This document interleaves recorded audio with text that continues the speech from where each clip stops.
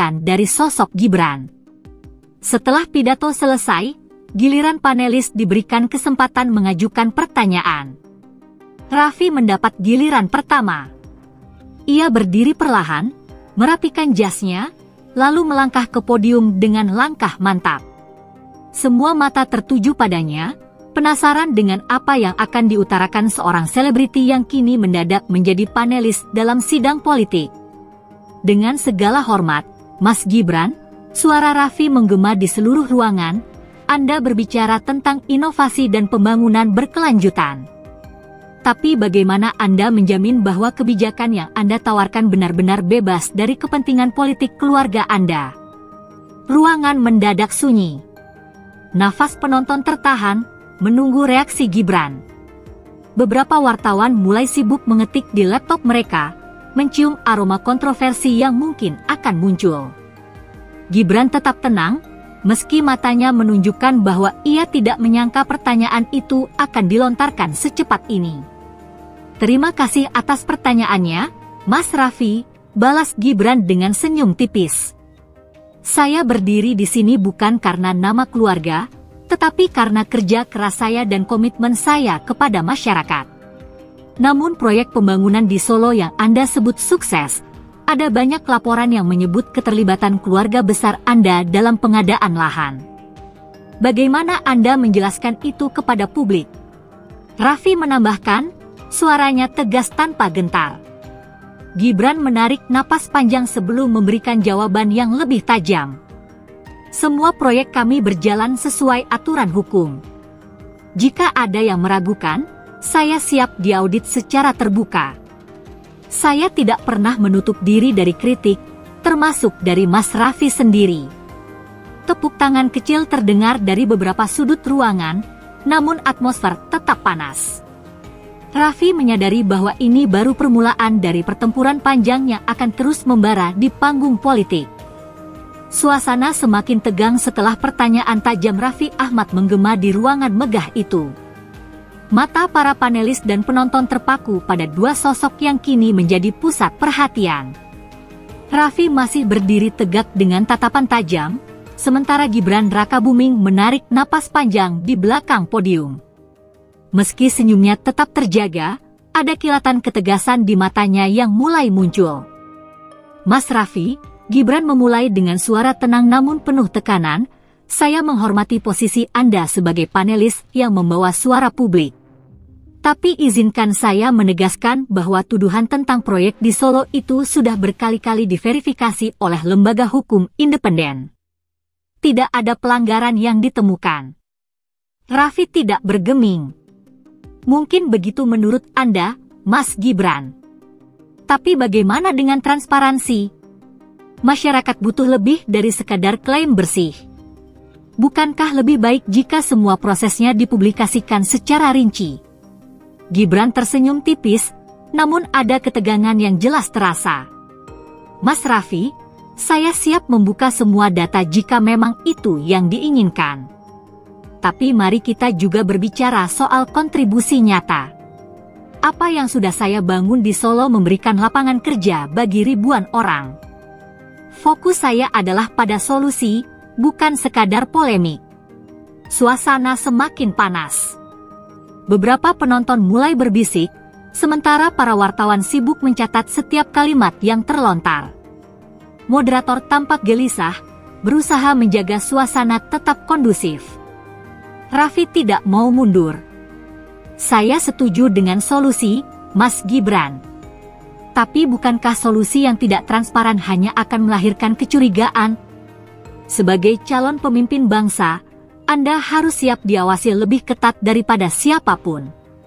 Gibran menatap Raffi dalam-dalam, lalu melanjutkan dengan nada yang lebih tajam. Saya menghargai kritik Anda, Mas Raffi.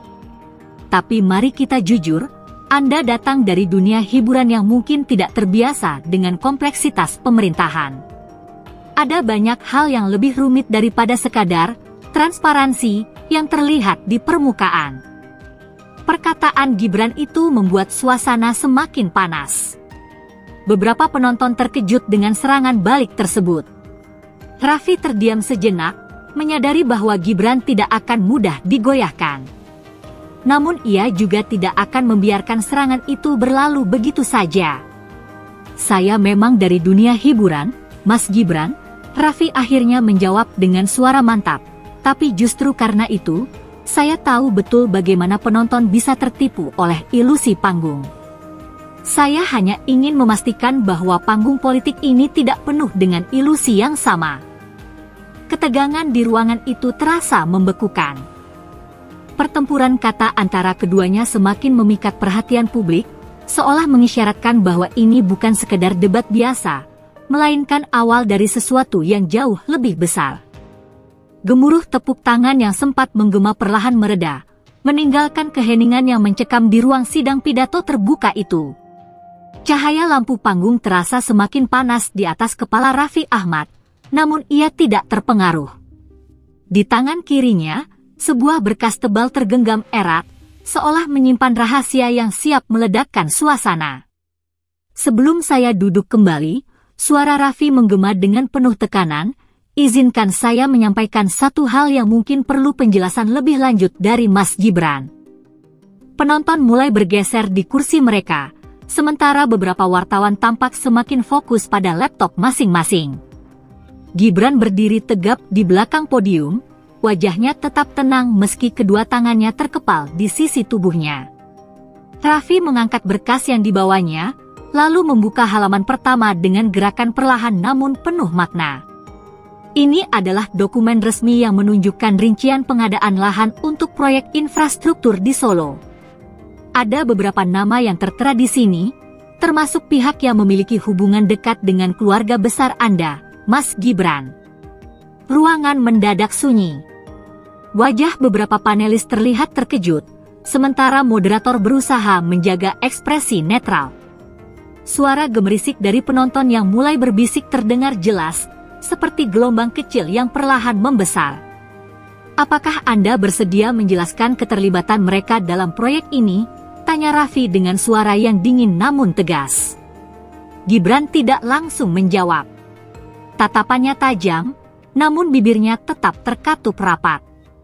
Ia tahu bahwa apa yang baru saja diungkapkan Raffi bisa menjadi pukulan berat bagi kredibilitasnya. Namun setelah beberapa detik yang terasa seperti selamanya, ia menarik napas dalam dan melangkah mendekati podium. "Saya tidak akan menghindar dari pertanyaan ini," ujar Gibran akhirnya. Suaranya bergetar ringan namun penuh ketegasan. "Saya tahu nama-nama yang Anda sebut, dan saya pastikan semua proses telah sesuai aturan hukum. Jika ada yang merasa ada pelanggaran, saya bersedia diaudit secara terbuka. Tidak ada yang saya tutupi." Raffi tetap diam, namun sorot matanya menunjukkan bahwa ia belum sepenuhnya puas. "Saya harap janji Anda bukan hanya sekadar kata-kata, Mas Gibran," ucap Raffi akhirnya. "Masyarakat berhak tahu siapa saja yang bermain di balik setiap proyek besar." Keheningan menyelimuti ruangan saat kedua sosok itu kembali bertatapan. Gibran dengan keberaniannya, dan Raffi dengan tekadnya yang tidak goyah. Pertempuran belum selesai, namun hari itu Raffi telah berhasil membuat sebuah pernyataan yang mengguncang panggung politik. Keheningan yang semula mencekam mulai tergantikan oleh bisik-bisik penonton yang masih terkejut dengan pertukaran argumen tajam antara Raffi Ahmad dan Gibran Rakabuming. Moderator dengan nada formal mengumumkan bahwa sesi panel telah berakhir dan kini saatnya calon presiden memberikan pidato penutup. Gibran melangkah ke podium dengan wajah yang sedikit tegang, namun tetap memancarkan ketegasan. "Terima kasih kepada para panelis, terutama Mas Raffi." Suara Gibran terdengar mantap meski ada getaran emosional yang terselip. "Saya berdiri di sini bukan sebagai anak dari siapapun, tapi sebagai seseorang yang ingin berbuat lebih baik untuk negeri ini." Penonton terdiam, mendengarkan setiap kata yang terucap dengan penuh perhatian. "Saya tidak akan menyangkal bahwa perjalanan politik saya penuh dengan sorotan dan kecurigaan. Tapi saya percaya, kepercayaan rakyat tidak bisa diraih dengan janji kosong, melainkan dengan kerja nyata yang berkelanjutan." Gibran berhenti sejenak, menatap langsung ke arah Raffi. Saya menghargai pertanyaan kritis yang diajukan Mas Raffi hari ini. Kritik adalah vitamin demokrasi, dan saya terbuka untuk setiap masukan, bahkan yang paling keras sekalipun.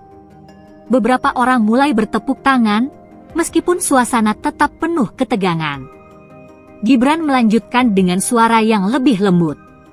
Saya tidak sempurna, tapi saya berjanji untuk selalu berusaha menjadi pemimpin yang lebih baik. Jika ada yang perlu diperbaiki, saya siap mendengarkan dan memperbaiki.